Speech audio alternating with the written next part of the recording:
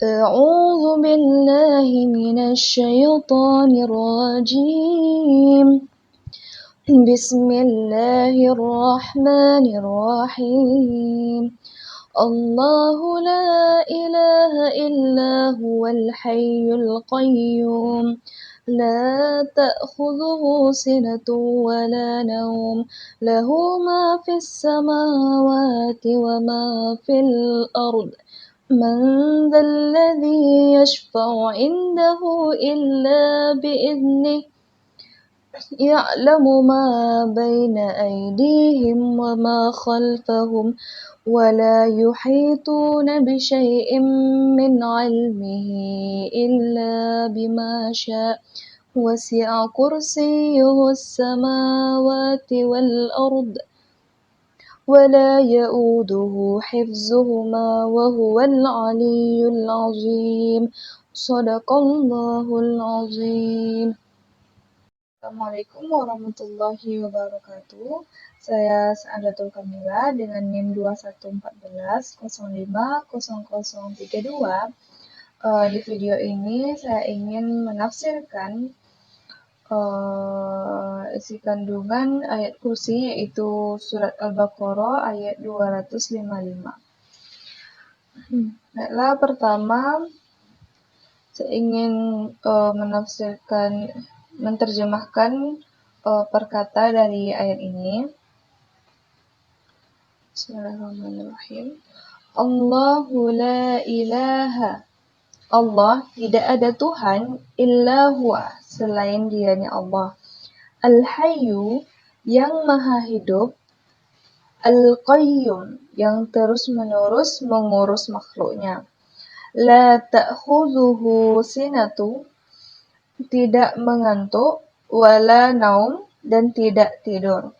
Lahu, miliknya Allah, ma fis samawati, apa yang ada di langit, wa ma fil ardi, dan apa yang ada di bumi. Man dzalladzi, tidak ada yang dapat, yashfa'u, memberi syafaat, indahu, di sisinya, illa biiznih, tanpa izinnya. Ya'lamu, dia mengetahui, ma baina aydihim, apa yang di hadapan mereka, wa ma khalfahum, dan apa yang di belakang mereka. Wa la yuhituna, dan mereka tidak mengetahui, bisyai'in, sesuatu apapun, min ilmihi, tentang ilmunya, illa bima, melainkan apa yang sya'a, dikehendakinya. Wasi'a kursiyuhu, kursinya meliputi as-samawati, yang di langit, wal ardi, dan bumi.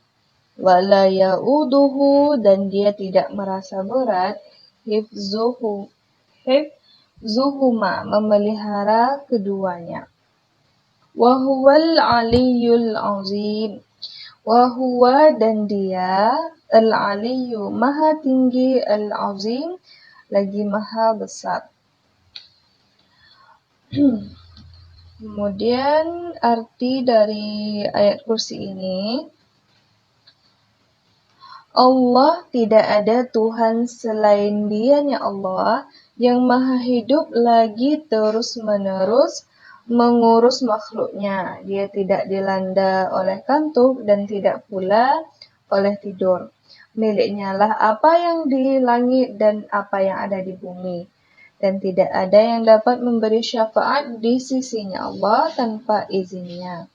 Dia mengetahui apa yang ada di hadapan mereka dan apa yang ada di belakang mereka. Mereka tidak mengetahui sesuatu apapun dari ilmunya, kecuali apa yang Dia kehendaki. Kursinya, yaitu ilmu dan kekuasaannya Allah, meliputi langit dan bumi. Dia tidak merasa berat memelihara keduanya, dan Dialah yang maha tinggi lagi maha agung. Baiklah, kita lanjut pada tafsiran dari ayat kursi ini.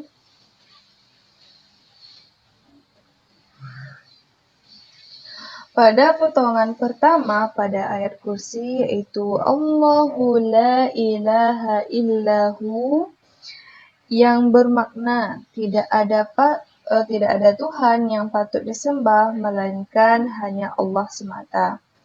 Zat yang maha agung, yang maha sempurna dan tidak ada yang bisa menandinginya Allah sebagai zat yang berhak disembah. Segala ciptaannya termasuk manusia, hewan maupun tumbuhan sebagai makhluk ciptaannya Allah tidak dapat membandingi akan kuasanya dan kesempurnaannya yang Allah miliki. Manusia sebagai makhluk ciptaan Allah Subhanahu wa taala yang paling sempurna sekalipun dengan akalnya tidak akan bisa menandingi kesempurnaannya Allah. Kemudian potongan selanjutnya yaitu Al-Hayyul Qayyum, Hayyu yang berarti hidup, dan Qayyum yang berarti kekal abadi.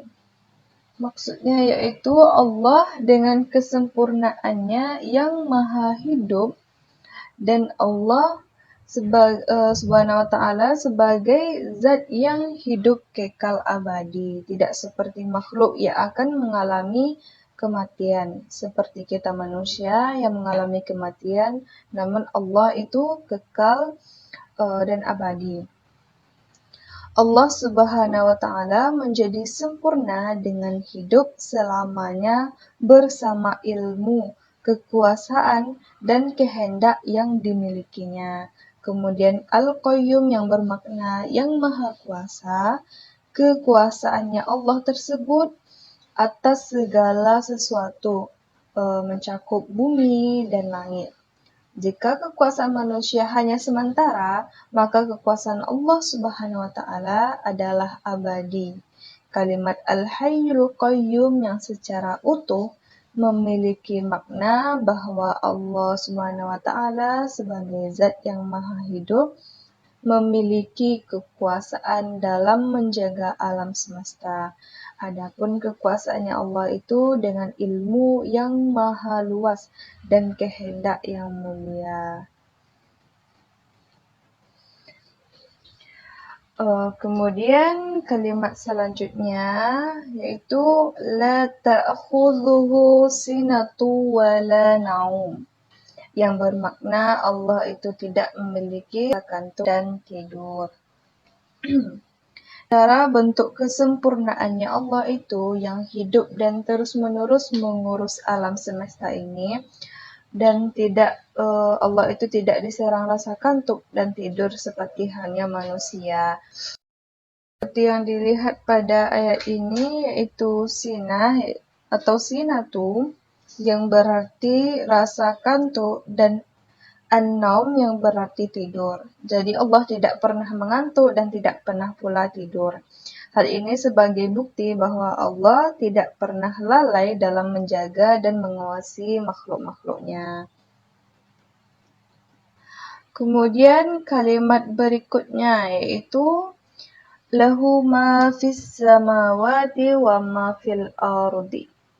Ini memberitahukan bahwa segala sesuatu itu adalah hambanya di dalam kekuasaannya dan di bawah kekuasaannya, baik itu di bumi maupun di langit.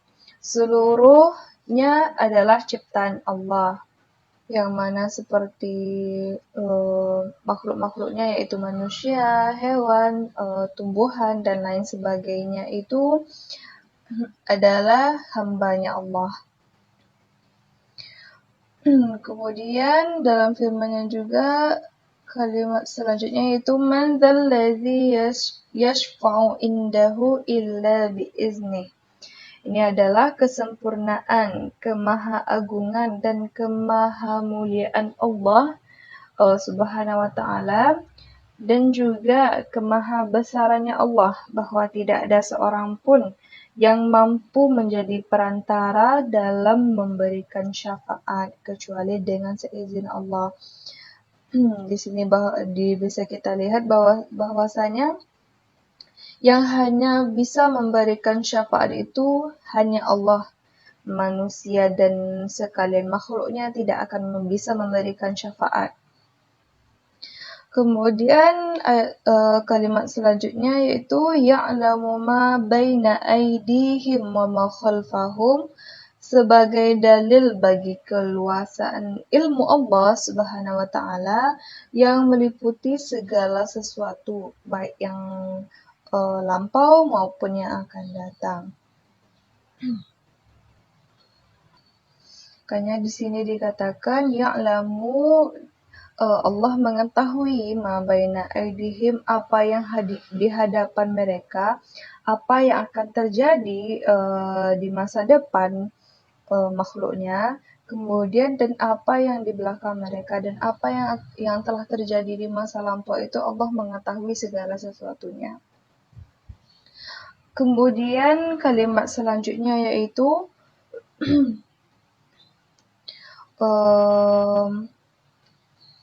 وَلَا يُحِيطُونَ بِشَيْءٍ مِنْ عِلْمِهِ إِلَّا بِمَا شَاءَ. Tidak ada seorang pun yang mengetahui sesuatu apapun dari ilmu Allah kecuali apa yang diajarkannya. Jadi tidak ada yang mengetahui tentang ilmunya Allah kecuali Allah menghendaki kita untuk mengetahui hal tersebut.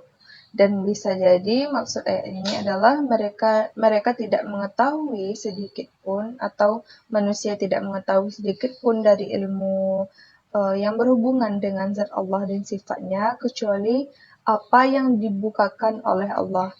Dan kalimat selanjutnya yaitu wasi'a kursiyuhus samawati wal ardi.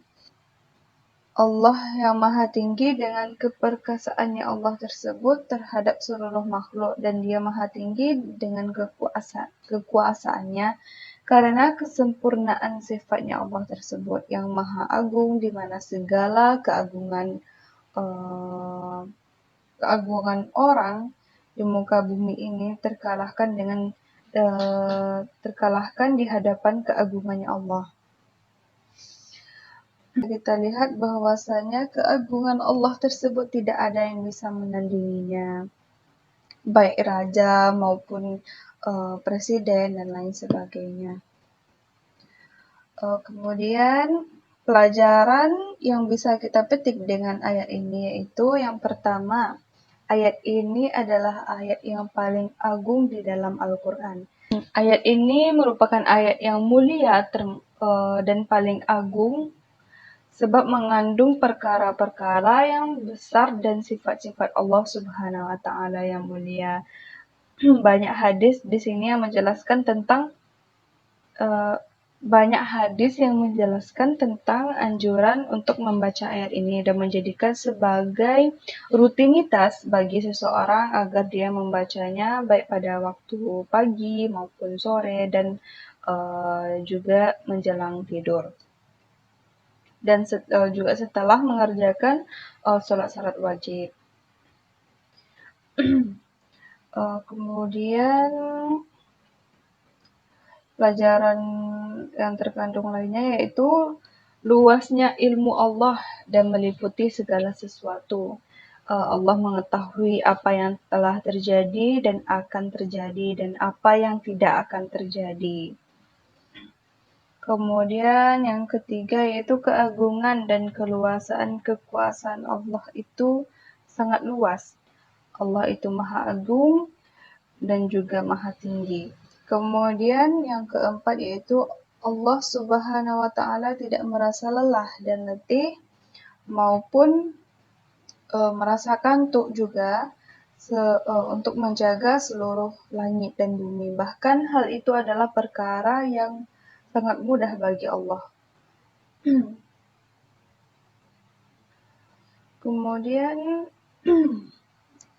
selanjutnya yaitu nilai pendidikan yang terkandung dalam ayat kursi ini yaitu ada nilai pendidikan karakternya. Yang pertama yaitu semua perbuatan dan ucapan selalu diawasi oleh Allah sehingga manusia senantiasa menjaga diri dari hal-hal yang bersifat negatif atau dari segala hal yang bersifat buruk atau melenceng dari perintah Allah.